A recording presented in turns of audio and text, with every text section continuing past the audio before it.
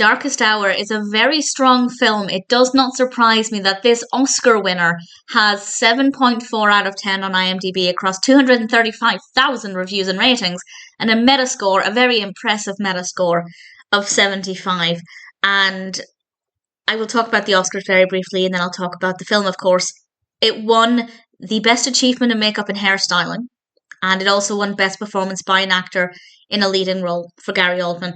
And I fully agree with all of that. The makeup and hairstyling, I'm assuming, is because of the appearance of Churchill, and the performance, of course, is Gary Oldman as Churchill, because this film is indeed about Churchill. It's directed by Joe Wright, written by Anthony McCartan, and we have a cast including Gary Oldman, Lily James, Kristin Scott Thomas, and various others. Solid cast and performances.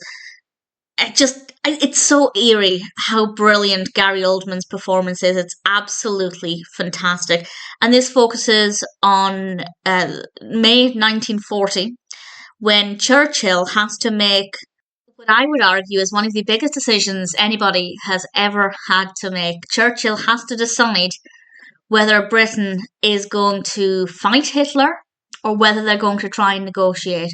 That is a weight on nobody's shoulders except Churchill's. Nobody else needs to make that decision, and that is just terrifying. I couldn't even imagine what that would feel like.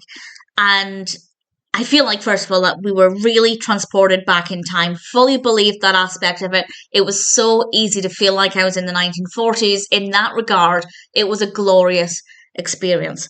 We also have great music, great camera work, great lighting, an amazing performance from, I was going to say from Churchill, from Gary Oldman. That's how convincing the performance was. And then we have the story itself. And it is intense. It gets really intense on a couple of occasions. Not necessarily scary. It's not a scary film, but it does get uneasy. And then remembering that this is a true story, it is quite a challenging experience for all of the right reasons, insofar as it's a very well-crafted film.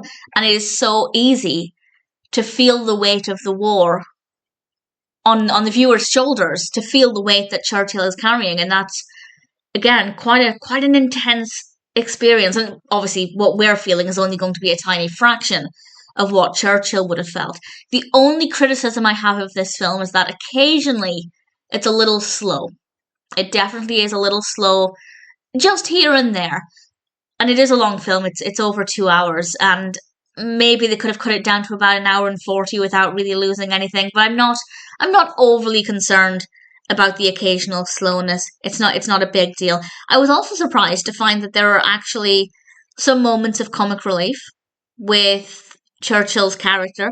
Now, most films, even the most serious films, will have the occasional witty remark or dry humour, but this one I feel like they were intentionally trying to make the occasional moment genuinely funny. There's one scene that I loved in particular. In fact, I'll mention it at the end. It's not really a spoiler, but just in case you don't want to know any details, I'll mention it at the end. But there was one scene where I genuinely started crying. Because, I feel like it's because it had been so intense up until that moment. And then we get this comic relief, and I feel like part of me was just relieved to remove some of that weight from my shoulders. The weight, of course, that Churchill is feeling.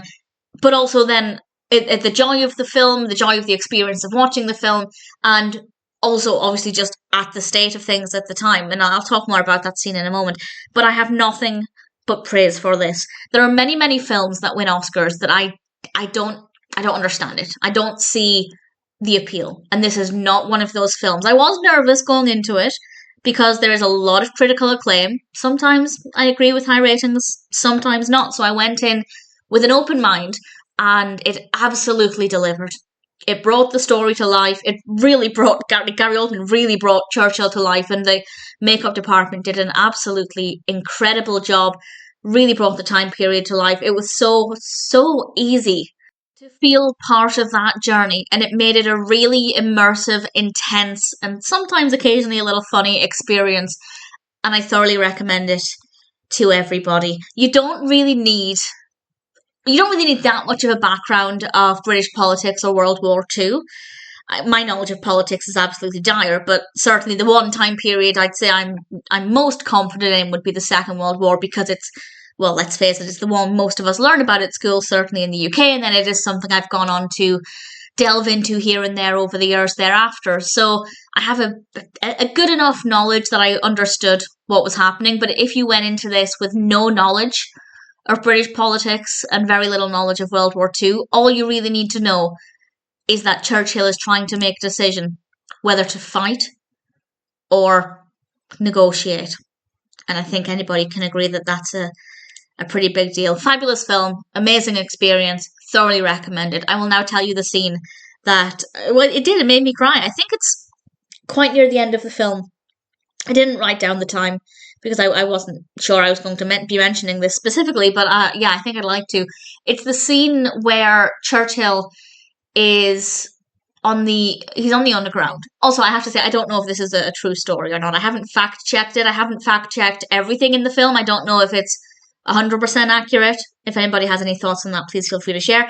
But it's the scene where he's on the underground and he's talking to all of the passengers there and getting their names and interacting with them, and he genuinely comes across as a really nice, likable person.